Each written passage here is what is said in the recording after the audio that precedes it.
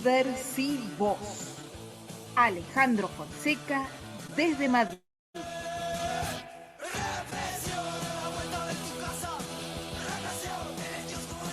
Alejandro Fonseca, ¿cómo le va? Muy buenos días, tenga usted. Hola, muy buenos días y saludos subversivos una vez más desde Madrid, Néstor. Aquí sigo recuperándome de la gripe, así que si tengo que toser en algún momento le pido disculpas de antemano a los oyentes.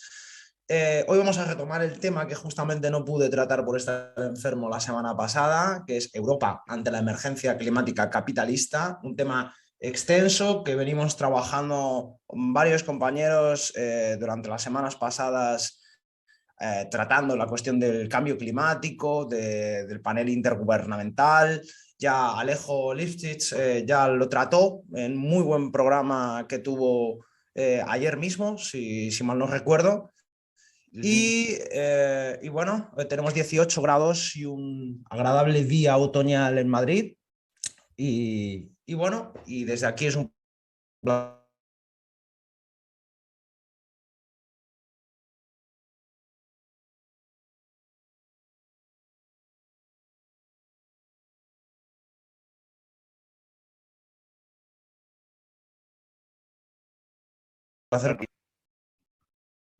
No, no es COVID. Quiero puntualizar que lo que has dicho, o sea, no es que tengamos el bombazo informativo y que no estén los demás medios. Lo que sí que es cierto es que no va a tener la repercusión mediática que debería tener y que no Pero va a ser te tratado por digo, los acá en la medios. Argentina no creo que lo tengamos, así que por eso te decía. Es Pero bueno, posible, es vamos posible. adelante, vamos Pues adelante. vamos adelante con ello, porque hoy tenemos mucho que hablar, porque vamos a hablar de qué propondrá la UE en la COP26 y hoy lo que vamos a hacer es analizar el sexto informe del IPC del IPCC sobre el cambio climático publicado el pasado agosto, pero que está de completa actualidad, más cuando la reunión del COP26 se ve próxima. Comenzamos. Bueno, antes que nada, antes de meterme a fondo con el informe, quiero que al oyente le queden claro tres conceptos para que todos nos entendamos bien hoy aquí.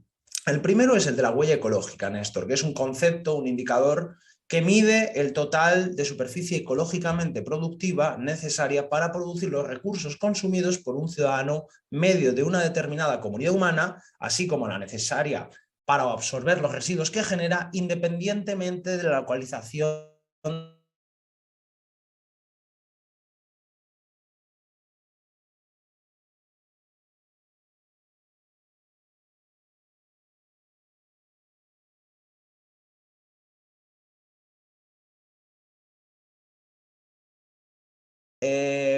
que la tierra de manera que puede regenerar. A partir de ese día, todo lo que estamos produciendo lo estamos comprando a crédito, por decirlo así, no lo tenemos. Todo lo que se está produciendo, todo lo que se está consumiendo, está provocando un daño medioambiental. Entonces, la huella ecológica es un concepto clave dentro del medio ambiente para entender el impacto humano medioambiental. Y este día de la sobrecapacidad de la Tierra, por ejemplo, este año ya lo hemos pasado, como todos los años, lo pasamos el 29 de julio de 2021. Quiere decir que desde entonces todo lo que se está produciendo desde entonces es sobrepesca, deforestación, sobreexplotación agrícola, algo de lo que también habló Alejo. Y por último, el tercer concepto es el del decrecimiento, que es un planteamiento socioeconómico y también filosófico para disminuir el gasto global de energía y materiales, es decir, producir y consumir menos por ende. Nuestro planeta, con recursos limitados, obliga de manera urgente a un decrecimiento, una teoría socioeconómica que tiene ya bastantes décadas, pero que cada vez está más en boga de todos. Entonces, ahora sí, vamos con el informe. Bueno, como todos sabemos, el Igual calentamiento global... no lo demos Sí, por sabido y como se hace en todos los medios, como hacen ellos, tenemos que volver a repetir estos conceptos porque la mayoría no los conoce, así que te invito a que cada vez que entremos en estos temas lo trabajemos. claro, Por claro. esto hablamos también con Alejo, porque el tema del medio ambiente, si no, queda como una cosa desenganchada, no es tu tarea, ni la nuestra, ni la de Alejo, ni Damián Marino, todo lo contrario, pero es un lenguaje que no es habitual en los medios de comunicación, por eso te agradezco estas definiciones y que insistamos sin ningún temor con eso. Adelante. Gracias, Néstor. El calentamiento global, como sabemos, es la primera manifestación de una emergencia ambiental que sufrimos, que forma parte de un contexto de una crisis civilizatoria sistémica que atravesamos. Hoy vamos a comentar el 6º informe sobre el cambio climático del IPCC, es decir, el Panel Intergubernamental del Cambio Climático, esas serían las siglas en inglés, IPCC, que es un organismo donde se ratifica esa crisis civilizatoria. Recordemos que el estudio del cambio climático, aunque muchas veces ahora parezca que es una moda, no es algo nuevo, por más que todavía hoy existan negacionistas como Bolsonaro y haya controversia al respecto. El IPCC, de hecho, existe desde el año 88 y su primer informe al respecto fue en el 90, es decir, que el IPCC es anterior a la Convención Marco de las Naciones Unidas sobre el Cambio Climático del 90 al 92 o al Protocolo de Kioto del 97, que son como de los mayores hitos de consenso científico y político acerca del cambio climático en las décadas pasadas. El informe anterior al que estamos tratando hoy fue el de 2013-2014 y hoy vamos a comentar el que fue publicado en agosto de este mismo año y del que quedan pendiente que se publiquen 3 partes en 2022, pero existen filtraciones de algunos de sus borradores y justamente a eso nos referíamos con la bomba informativa de hoy. Y es que ayer hubo una filtración muy escandalosa y además el que compete a Argentina y al Mercosur de lleno. Pero les voy a dejar con la intriga, queridos oyentes, y vamos a ir por orden. Volviendo al informe y sus filtraciones, pero a las filtraciones antiguas, un primer borrador fue conocido por una filtración en junio y en la parte tercera señalaba que era necesario un decrecimiento de la economía, justamente el concepto que he explicado antes, para parar el cambio climático. Sí, señoras y señores, todos los políticos, incluidos los socialdemócratas, pasando hasta por los comunistas más acérrimos, siguen todavía con el cuentito de que es necesario el crecimiento económico. Un cuentito absolutamente falaz e insostenible que además solo beneficia a las élites capitalistas como catalizador de otra falacia, la teoría del goteo, que resumiendo sería esa teoría de que si los ricos son muy ricos, la riqueza gotea a los pobres. Eso es completamente falso, lo sabemos todos. La desigualdad económica no ha dejado de crecer año tras año, a pesar de que nos venden los beneficios de cuánta gente ha sacado de la pobreza al capitalismo. Los informes prepandemia de 2018 ya certificaban que desde 1980 a 2018 la desigualdad mundial creció del 15% a casi el 25%. Nunca olvidemos la gran conexión entre desigualdad medioambiental o desigualdad entre el impacto medioambiental y la desigualdad económica, pues al fin y al cabo es este sistema el que está destruyendo el medio ambiente. Volviendo al decrecimiento, es absolutamente necesario, más no mejor, ni es necesario. Como se suele decir, es más feliz el que menos necesita, pero ya no es un tema de filosofía de vida personal, es que ya no nos queda otra opción como especie si queremos sobrevivir y mantener algo del estilo de vida que mantenemos hoy en día, que sin duda en los próximos años no lo podremos mantener con el agotamiento de recursos. Yendo a lo más sustancial de la primera parte del 6º informe, publicado en agosto de 2021, vemos que los científicos observan cambios sin precedentes en cientos de miles de años en el clima, en la Tierra, en todas las regiones y en el sistema climático en su conjunto. Ya hablamos en otro programa que está lloviendo en Groenlandia, que es una locura, que no debería pasar, o que la Antártida alcanzó casi los 20 grados en 2020, otra pedazo de locura, y esto está produciendo el continuo aumento del nivel del mar, fruto del derretimiento de los polos. Y el informe recuerda que la Antártida puede provocar un aumento del mar de entre 14 y 114 centímetros, que es un aumento brutal. Para que se hagan una idea, queridos argentinos, Chile desaparecería anegada por el mar. Chile entera, entera no, pero el 80% del territorio. Ciudades como Lagos, la capital de Nigeria, desaparecerían también. Y por cierto, que la Antártida es también Argentina y le dedicamos un programa, e incluso tuvimos el honor de tener a Andrés Tacharí, secretario de Malvinas, Antártida, Islas del Atlántico Sur y Asuntos Internacionales de la provincia de Tierra del Fuego. Por lo tanto, no solamente es que la Antártida es eso, no, la Antártida es también su territorio. Compañero, compañera argentina, tienen que defender también esa lucha. Entonces, Andrés Tacharí le pude preguntar rápidamente qué impacto tendría el derretimiento de la Antártida Occidental para el sector argentino. El sector argentino está al norte, justo enfrente del mar de Weddell, y justo lo que viene siendo un poco más abajo es lo que se considera la parte occidental de la Antártida, y esa se prevé que si se derrite sea el mayor impacto que tenga para el crecimiento del mar. Y por lo tanto, eso también sería pérdida de territorio para Argentina. No soy el absoluto experto, pero creo que podría llegar a desaparecer casi todo el sector argentino, o al menos parcialmente, si se derritiese la Antártida Occidental. Y con lo que digo, si Chile desaparecería anegada por el mar, 3 millones de argentinos que viven en la costa van a perder su casa y sus tierras en las próximas décadas, igual que se inundaría también parte de Brasil y parte de México. Un informe de la CEPAL hablaba de que estos 3 países son los más afectados por el nivel del mar. De hecho, Argentina, alrededor de 2,8 millones de personas viven por debajo de los 10 metros de elevación del mar, y en Brasil son 10 millones de personas. Muy preocupante, esas 10 millones de personas. Y en México son 3 millones. Por lo tanto, esos cambios estamos hablando de que no se podrán revertir. Y bueno, Argentina, afortunadamente, y Brasil son países grandes, se podrá relocalizar a la población, pero las reparaciones, el impacto económico será brutal. Ahora vamos al CO2, a la concentración de carbono. El informe también señala que burbujas de hielo antártico, para que veamos la importancia de la Antártida, muestran que en 800.000 años la concentración de dióxido de carbono hasta hace pocas décadas varió entre 170 y 410 ppm. ¿Qué son ppm? Partículas de gases contaminantes en el aire por millón, ¿vale?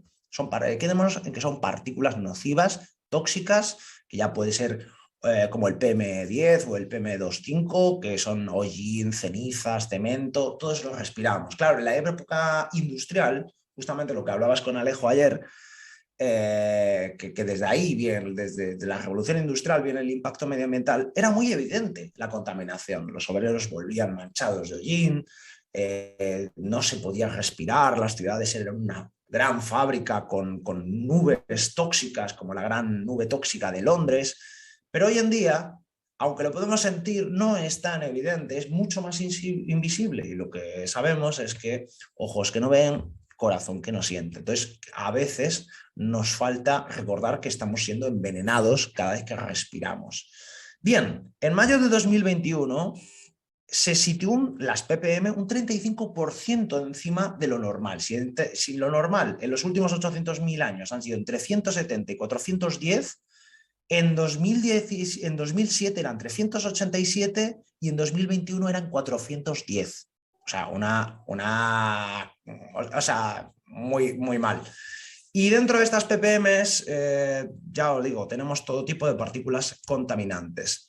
Además, lo más preocupante de todo esto, de los gases efecto invernadero, es que la temperatura subiría entre 1,8 grados y 5,6 grados hasta 2100. O sea, hay unos gráficos muy buenos del informe que muestran cómo es que puede subir al final de año, a final de siglo, casi 6 grados la temperatura, haciendo absolutamente inviable la vida en este planeta, salvo para alguna especie extremófila. El informe Ahí advertía... permitime que te interrumpa, así te tomás un vaso de agua, tosés si es necesario. También hablábamos con Alejo Lipsit, no sé, creo que ayer no, pero sí la semana pasada, de que Biden ya está previendo, o sea, el gobierno de Estados Unidos y la industria estadounidense, que cambios de horarios o distintos formatos para los lugares donde ha subido mucho la temperatura, porque es imposible que puedan trabajar a las altas temperaturas que hace unos años atrás no existían. Y si esto va increyendo, y a mí me permitía analizar y decirle a Alejo que esto, con todo lo que tiene de malo, es una cosa interesante para alertar al movimiento obrero de que se involucre en este tema y en esta discusión, porque no se va a poder seguir trabajando, como vos decías, el decrecimiento de la misma manera, ni se va a seguir produciendo, quiero decir, de la misma manera, y menos los trabajadores trabajando, y son derechos que hay que anticipar. Hoy no está sucediendo todavía en Argentina en ese nivel, pero hay que meterlo, y además contar con el movimiento obrero en este debate es muy importante.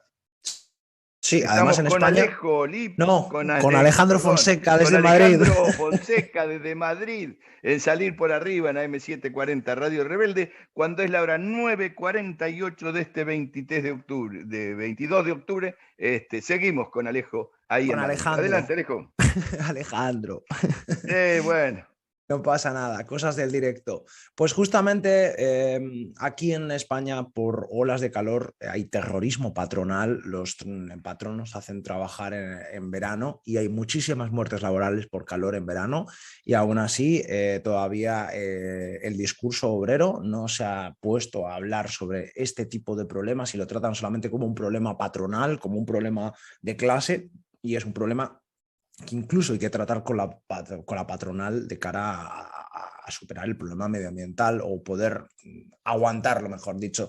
Justamente hablando de temperaturas muy altas, hay un problema que habla el informe, que son los fenómenos meteorológicos extremos, en donde vamos a tener olas de calor más fuertes y noches tropicales que superan los 20 grados. Y quiero recordaros que a más de 25 grados durmiendo, la mortalidad aumenta un 29%, especialmente para personas mayores con problemas cardiovasculares. Por ejemplo, en Madrid las noches tropicales se han duplicado desde mediados del siglo pasado. En 30 años, de los 60 a los 80, se registraron 17 noches tropicales al año en el Observatorio del Parque del Retiro, mientras que en 1991 a 2020 han sido 35. Claro, esto además provoca cambios en el ciclo del agua, porque aumenta la evaporación de la tierra y puede aumentar las sequías, los incendios forestales que hemos visto en Turquía, en Grecia, en España, en California, en Argentina, y también más precipitaciones e inundaciones.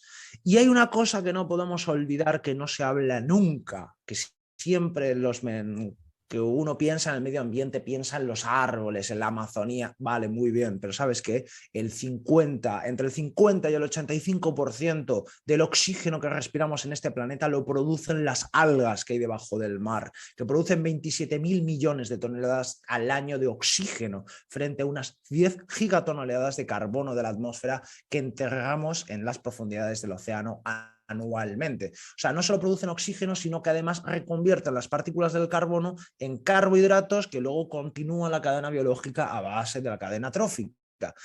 Entonces, si aumenta la temperatura del mar, mueren estas algas. Si mueren las algas, nos quedamos sin oxígeno. Entonces, no son solamente los árboles. El pasado agosto hubo una segunda filtración del borrador de la tercera parte del informe, que se publicará en 2022, y algunos científicos subrayan que el cambio climático está causado por el desarrollo industrial y más concretamente por el carácter del desarrollo social y económico producido por la naturaleza de la sociedad capitalista. ¡Boom! Lo dicen los científicos, ya no los políticos. Lo dicen los científicos, ya no los activistas. Y claro, por eso, porque este informe ha sido tan duro, ahora vamos con la bomba que hubo ayer.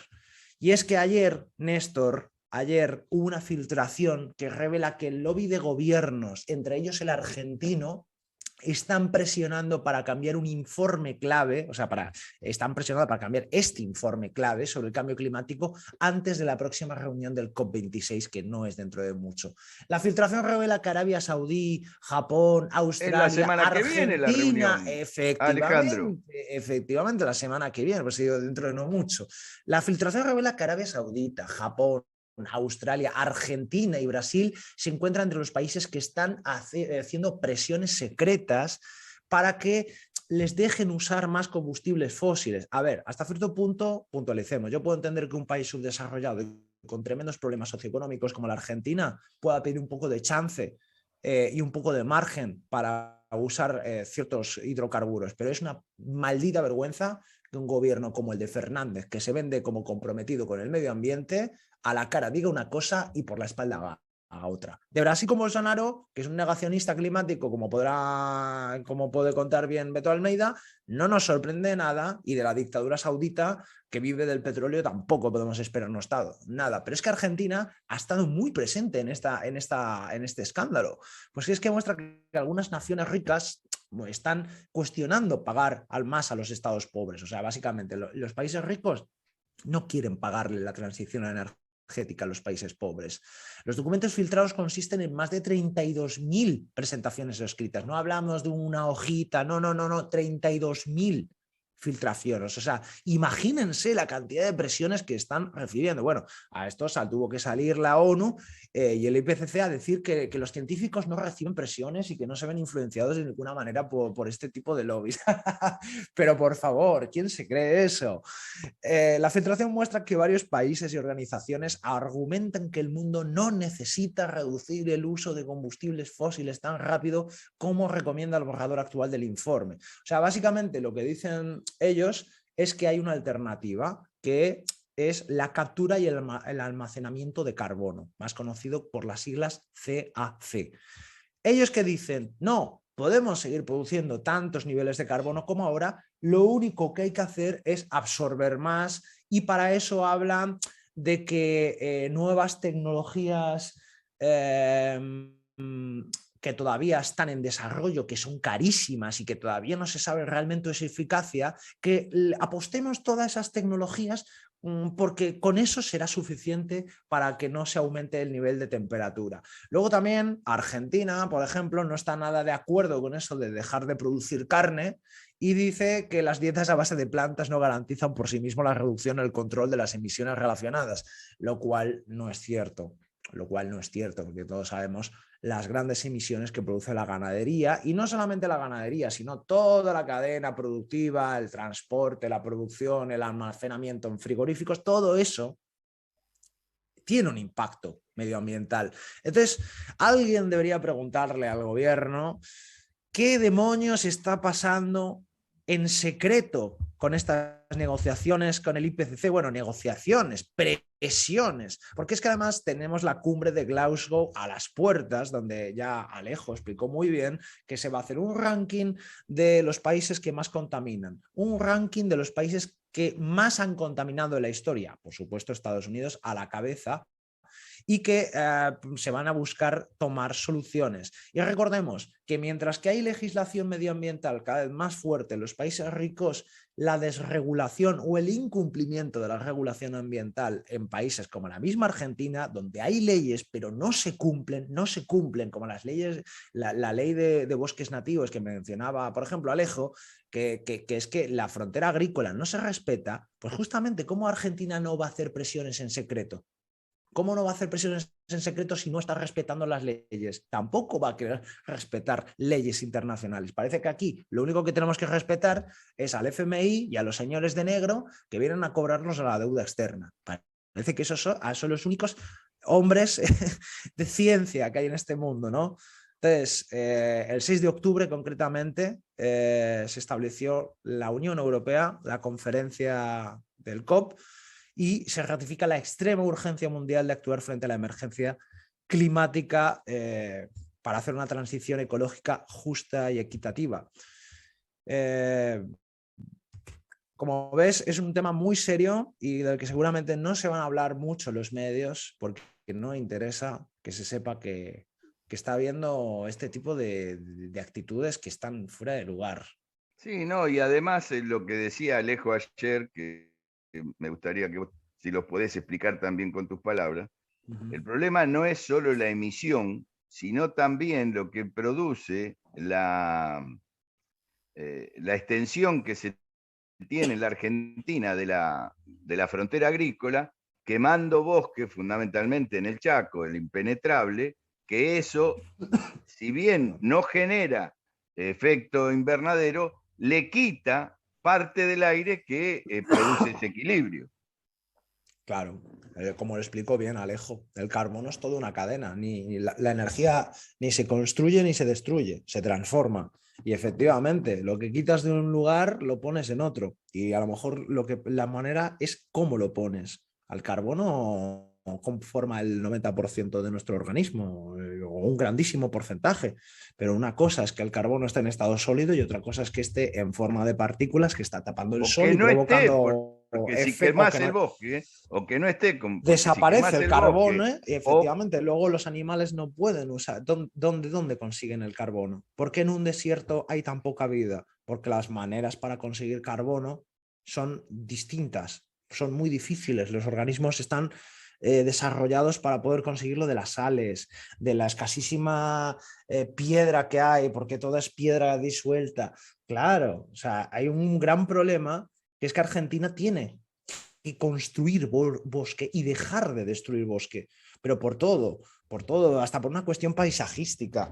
Bueno, uno veía lo que había hecho de la Sota con los countries estos en Córdoba y era horrible, había destrozado los bosques para hacer casitas para ricos, por supuesto. Entonces, a eso vamos, que No, y te sumo, en Río Negro se destruyen las chacras que producían manzanas, todo el rico valle del Río Negro, el Alto Valle del Río Negro, que es hermoso además, pero producía eso, que después traía la sidra y todo lo demás. Y ahora, por el efecto del fracking, porque es una zona cercana a la posible producción del fracking, esas chacras se están convirtiendo en espacios para el petróleo y el gas sacado vía fracking, con lo cual te imaginarás el destrozo que hacen. sí, Alejandro sí. Fonseca, nos tenemos que ir.